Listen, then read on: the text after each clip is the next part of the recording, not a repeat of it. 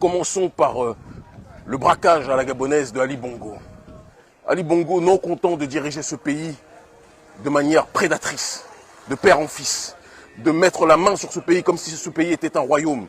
À la limite, j'ai envie de vous dire que la démocratie n'est pas une obligation si le guide, celui qui dirige le pays, est dans une démarche de structuration de sa population, de protection de sa population et de partage de manière égale des richesses. Je pense que c'est important qu'on puisse le dire. Kadhafi n'était pas forcément le plus grand des démocrates. Thomas Sankara lui-même n'était pas forcément le plus grand des démocrates. Mais ils ont fait en sorte que leur population, chacun dans sa sensibilité, d'accord, et chacun dans leur sensibilité, puisse avoir la possibilité de faire en sorte que leur nation puisse s'élever. Je pense que c'est quelque chose qui est du domaine de la logique. Mais on a un Ali Bongo, pilleur devant l'éternel, qui est habitué avec son chéri, du roi du Maroc, à être dans des démarches qui me paraissent très éloignées de l'ontologie africaine. Je ne vais pas trop m'étendre sur ce sujet. Chacun fait ce qu'il veut, j'ai envie de vous dire, de son postérieur. Par contre, quand vous partez dans une dynamique de capter les richesses, de voler les ressources de l'État, de systématiquement empêcher la population de pouvoir s'exprimer, vous faites en sorte que la population puisse quotidiennement être asphyxiée. On a vu au Maroc, dans le pays du chéri de Ali Bongo, la population gabonaise dans les bureaux électoraux être matée, être brutalisée. Vous pensez que c'est quelque chose qu'on va accepter? On ne va pas l'accepter continuellement. Ali Bongo ne fait pas cette erreur, fais attention. Fais attention à toi. Tu m'interdis de rentrer il y a quelques mois dans ton pays en prétextant des motifs fallacieux. Je te le dis, Ali, fais attention à toi. Mon problème n'est pas une question de démocratie ou de non-démocratie. Mon problème est un problème de respect de la population. Faire en sorte que la population puisse vivre en adéquation avec ses principes, que la population puisse jouir de ses propres ressources et non pas qu'il y ait une minorité qui pille la majorité des ressources. C'est quelque chose qui n'est pas du domaine de l'acceptable. Et tu le sais. Et tu le sais. Vous avez une classe, une caste de pilleurs qui passe son temps à voler les ressources de l'État et à être dans des exactions qui dépassent l'entendement. Et le problème, c'est que, comme vous pensez Dieu Tout-Puissant, dans votre pays, vous avez cette capacité à humilier, à détruire, à dévaloriser, à violer, à brutaliser. Violer au sens propre d'ailleurs, puisque j'ai beaucoup de témoignages d'enfants, de jeunes hommes que vous faites venir dans vos soirées, d'accord, et qui font autre chose, à mon avis, que de la politique, si vous voyez ce que je veux dire. Ces gens-là, ces choses-là, bonjour, on est ensemble. Ces choses-là, c'est quelque chose qui ne pourront plus durer. Ces choses-là, c'est quelque chose qu'on ne pourra plus accepter. Omar Bongo, tout pilleur qu'il était, avait une classe politique même dans sa prédation. C'était pas quelqu'un que j'appréciais, mais il avait plus de classe que toi, Ali, qui fait n'importe quoi avec le pouvoir de l'État. Toi-même qui n'arrive même pas à marcher, de telle sorte que ta femme fait le tour du monde des gardes du corps, d'accord, si tu vois ce que je veux dire, mais qui n'est en aucun cas quelqu'un qui se comporte comme une première dame. Elle a d'autres préoccupations. Et toi, tu fais tout autre chose que le rôle d'un chef de l'État. Tu es un dirigeant dirigé par d'autres instincts, des bas instincts qui ne sont pas en adéquation avec la démarche de l'Ubuntu, avec la démarche de dépassement, avec la démarche de la construction de nos États. Et c'est quelque chose qu'on ne peut pas accepter. C'est quelque chose qu'on ne peut pas accepter, je vous le dis. Ça, c'est le symbole de la vie. La jonction entre l'homme et la femme. L'encre. Et ça parle à tout le monde, qu'il soit chrétien, qu'il soit musulman, peu importe. C'est l'origine de nos êtres. Jonction de l'homme et de la femme. Comprends ce que je veux dire, Ali. Pas la jonction d'autre chose. Respecte ta population. Respecte l'africaine population. Respecte la population gabonaise. Respecte la voix du peuple. Nous voulons la souveraineté du peuple. Nous voulons l'autodétermination du peuple. Et non pas que notre peuple soit déterminé par autre chose que lui-même. Est-ce que tu comprends ça, Ali? Est-ce que tu arrives à comprendre ça? Malheureusement, nous sommes obligés de vous parler comme ça pour que vous compreniez. Et nous sommes obligés de vous avertir que si vous continuez à faire les fous, on va vous déstabiliser. Parce qu'il n'y a que ça que vous comprenez. Malheureusement. On essaie de vous parler de manière sucrée, vous n'écoutez pas. On essaie de vous parler de manière polie, vous n'écoutez pas. Donc on est obligé de vous dire, comme on l'a dit auparavant à Roch-Marc Kaboré, comme on l'a dit auparavant à Ibrahim Boubacar Keïta, comme on l'a dit auparavant à Alpha Condé, arrêtez de faire les fous, sinon vous allez tomber. Votre erreur a été de penser de manière extrêmement naïve que le combat qu'on menait dépendait de Wagner. Wagner est mort, notre combat continue comme jamais, parce que comme je vous l'ai dit, ça fait 4 ans qu'on ne lui parle plus. D'accord? Et on a réussi à créer un écosystème sur le terrain économique et géostratégique d'une telle puissance qui fait que pour arrêter l'urgence panafricaniste, il faudra vous lever de bonheur. Et toute attaque que vous allez faire contre nous ne va faire que précipiter et accélérer notre agenda. Parce que vous avez un plan, on a 3 plans d'avance. Vous ne le comprenez pas. Vous croyez que si je parle comme ça, c'est parce que je suis un fou? Je sais très bien ce que je fais. Nous savons très bien ce que nous faisons. Nous vous attendons tous, vous tous, autant que vous êtes, chefs d'État corrompus africains. Nous vous attendons. Donc Ali, respecte ta population. Ali, respecte la voix du peuple. Arrête de persécuter ton peuple comme tu le fais. Si tu veux aller faire le fou avec ton copain, le roi du Maroc, va faire le fou là-bas. Mais respecte ta population. Ta population n'a pas demandé à être humiliée aux 4 coins du monde, n'a pas demandé à être pillée, violée dans ses décisions politiques, violée dans ses décisions économiques, violée dans ses décisions culturelles. Tu viens avec tes folies et tu veux les imposer au reste de ton peuple, c'est quelque chose qui n'est pas acceptable. Donc c'était important qu'on revienne dessus. Ali, tu passes en force à l'heure actuelle, fais attention, ton pouvoir n'est pas éternel. Et il faut que quelqu'un te le dise. Ton pouvoir n'est pas éternel. Ça, c'est le premier point. Deuxième point, on a appris que l'ambassade de France, caractérisée par Sylvain Ité, un mafieux devant l'éternel, ambassadeur qui se moque du Niger en disant que si la France n'était pas là, le Niger n'aurait même pas de quoi avoir de l'eau potable. Des déclarations gravissimes, des déclarations négrophobes, des déclarations d'un colon, des déclarations d'une arrogance qui dépasse l'entendement. Alors que sans le Niger, la France n'aurait même pas d'électricité. Sans le Niger, la France ne pourrait même pas allumer ses ampoules, allumer ses lumières. La France ne pourrait rien faire de cela. Mais vous avez le culot de parler aux Nigériens comme si les Nigériens étaient des sous-hommes. Les autorités du Niger et mon grand frère et ami, le général Tchani, vous a dit « dehors ». Mais vous faites semblant de ne pas entendre. Vous faites semblant de ne pas entendre. Vous faites semblant de ne pas écouter. Vous dites que vous n'acceptez pas et vous ne respectez pas les décisions du Niger. Vous vous rendez compte de la folie?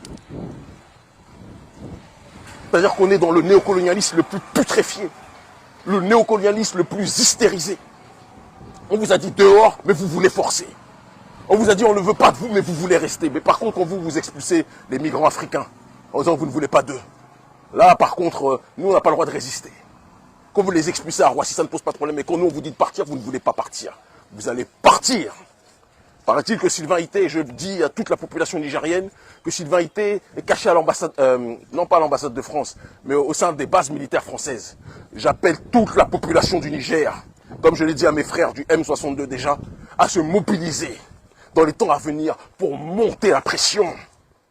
Et que plus que jamais, si la France ne veut pas partir, on va les accompagner, comme le disaient les Algériens, la valise ou le cercueil. La valise ou le cercueil. Quand un peuple veut sa souveraineté, vous n'avez pas le droit d'imposer, de forcer votre présence. Nous sommes un peuple africain libre. Nous sommes un peuple africain autodéterminé. Nous sommes un peuple qui veut plus que jamais sa souveraineté et vous n'allez pas nous forcer, nous imposer votre agenda dont nous ne voulons plus. Nous voulons nous réapproprier nos propres ressources. Nous voulons nous réapproprier nos propres richesses. C'est de ça dont il s'agit. J'ai vu un frère qui m'a dit, Kémy, pourquoi partout dans le monde tu es invité dans les médias et au Bénin, on te voit toujours dans des rues que tu sélectionnes. Mais je l'ai déjà dit, je suis censuré au Bénin. Et pourtant, je suis la personnalité politique la plus regardée de très loin au Bénin et parmi les plus regardées en Afrique francophone de très très loin. C'est de ça dont il s'agit. Parce que le talon, c'est la République du Gondwana dont parlait le guignol france-africain de Maman. C'est de ça dont il s'agit. C'est de ça dont il s'agit. Mais tout cela va politiquement cesser bientôt. Parce qu'aucun pouvoir n'est éternel. Aucun pouvoir n'est éternel. Et nos nombreux soutiens géostratégiques savent de quoi je parle. La géopolitique, la discipline du XXIe siècle, étudiez-la. Étudiez-la. C'est elle qui vous permettra de faire, en ensemble, de faire de très grandes choses. Je termine donc en disant, je ferme la parenthèse en ce qui concerne donc l'ambassadeur de France au Niger. Il est caché au sein de la base française. Peuple du Niger, tu sais ce que tu as à faire. Peuple du Niger, tu sais ce que tu dois faire. Et nous allons comme toujours t'accompagner. Et je termine enfin par la troisième séquence du guignolesque porte-parole du gouvernement béninois qui se sont levés un jour. Je pense qu'ils n'ont pas aimé les attaques qui sont suivies et les propos politiques, les critiques politiques qui sont suivies par des millions de gens pendant que personne ne les écoute. Ils n'ont pas aimé les attaques vis-à-vis du président Patrice Talon, qui est le meilleur ami du pilleur de l'Afrique, Alassane Dramane Ouattara, qui est le meilleur élève du pilleur de l'Afrique, Alassane Dramane Ouattara. Oui, oui, oui. Tout le monde sait que Patrice Talon, c'est un mini Ouattara. Tout le monde sait que Patrice Talon, c'est l'allié d'Alassane Dramane Ouattara. Tout le monde sait que Patrice Talon veut attaquer le Niger. Tout le monde sait que Patrice Talon, sous la demande de l'oligarchie française, veut attaquer le Niger. Et nous avons dit que tout président qui va attaquer un peuple frère devra faire attention à son avenir sur le terrain politique. Nous sommes des pacifistes. Parce que le peuple ne va pas accepter cette énième agression. Vous avez laissé agresser Kadhafi. Mais nous n'accepterons pas que vous agressiez encore une fois un peuple souverain à travers le Niger. Nous ne l'accepterons jamais. C'est important qu'on vous le dise. Nous ne l'accepterons jamais. Et donc on a, je ne sais même pas comment il s'appelle, Léandre ou je ne sais quoi, ou Béji. Je sais qu'aucun d'entre vous ne le connaît, même au Bénin, personne ne lui donne l'heure. Un guignol politique qui ose venir s'attaquer aux figures du panafricanisme. Et qui dit que Patrice Talon, le pro-France africain, Patrice Talon qui fait la cour au MEDEF. Le MEDEF, c'est le haut patronat français parce qu'il veut faire venir les entreprises françaises massivement ici. Lui qui persécute les producteurs de soja.